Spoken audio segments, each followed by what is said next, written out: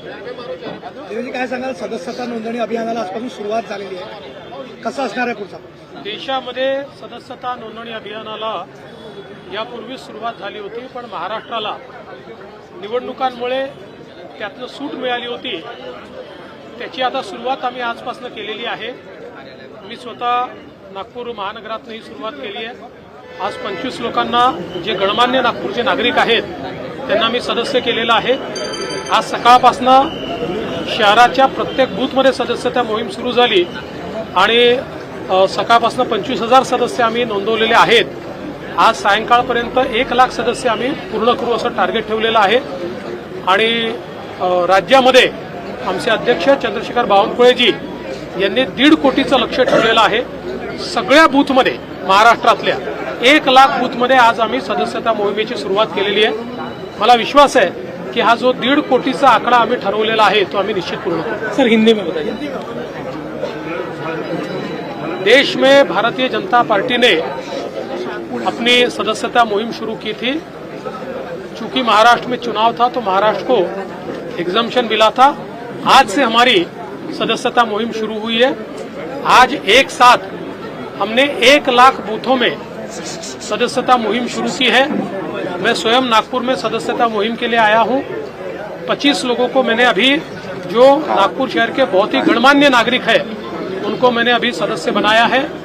सुबह से नागपुर शहर के जो हमारे बूथ है उन सभी शहरों के 2200 बूथों में हमने काम चालू किया है.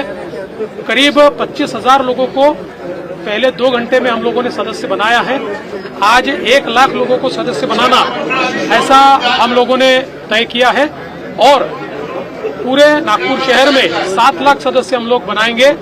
साथ साथ पूरे महाराष्ट्र में 1.5 करोड़ सदस्य बनाने का हमारा लक्ष्य है. हो, मराठी भाषेला अभिजात दर्जा देण्यात आला, मात्र त्या संदर्भात GR निघाला नसल्यामुळे साहित्यिकांनी देखील प्रश्न उपस्थित केले. मला असं वाटतं की अनेक वेळा अनेक लोक या संदर्भातली योग्य माहिती न घेता त्याच्यावर बोलत असतात.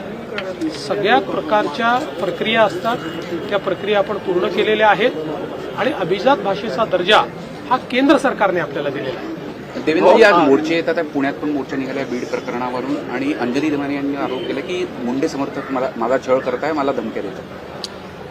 बघा, पहिली गोष्ट तर अशी आहे की मोर्चे काढण्याचा सगळ्यांना अधिकार आहे, पण बीडच्या प्रकरणामध्ये सरकार आणि पोलीस पूर्ण शक्तीने त्या ठिकाणी कारवाई करताय, निर्धाराने कारवाई होते.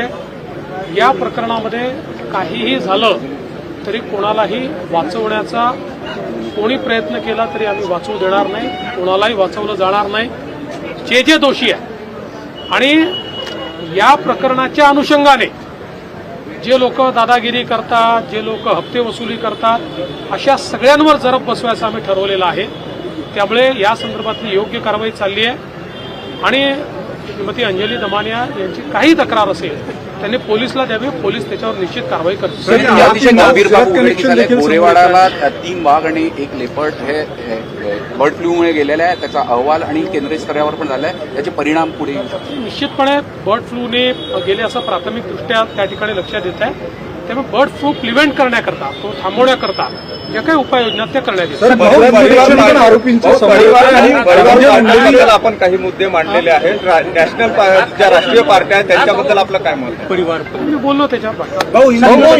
आरोपींचं गुजरात इतर राज्यात देखील पळून गेलेलं आहे आणि धनंजय मुंडेच्या राजीनाम्याची मागणी प्रामुख्याने मोर्चातून होतात. 2 गोष्टी आहेत. एक तर ते कुठेही गेले असतील आणि कोणी त्यांना मदत केली असेल तरी देखील त्यांच्यावर कारवाई होते, तुम्हाला दिसत आहे. मदत करणाऱ्यांना आम्ही सोडत नाहीये. आता माझं मत एवढंच आहे की या संदर्भात नीट चौकशी करू द्यावी, सगळी चौकशी पूर्ण होऊ द्यावी. आम्ही कुठल्याही दोषीला सोडणार नाहीये. याचा उपयोग कुठल्याही राजकारणाकरता करू नये, ही एक गंभीर बाब आहे. एक अतिशय चांगल्या आणि लोकांमध्ये लोकप्रिय असलेल्या सरपंचाची निगृण हत्या झाली आहे. त्यामुळे त्या हत्येचा उपयोग हा राजकारणाकरता होऊ नये, तर त्यातनं समाजामध्ये काहीतरी सुधार व्हावा असा आमचा प्रयत्न आहे.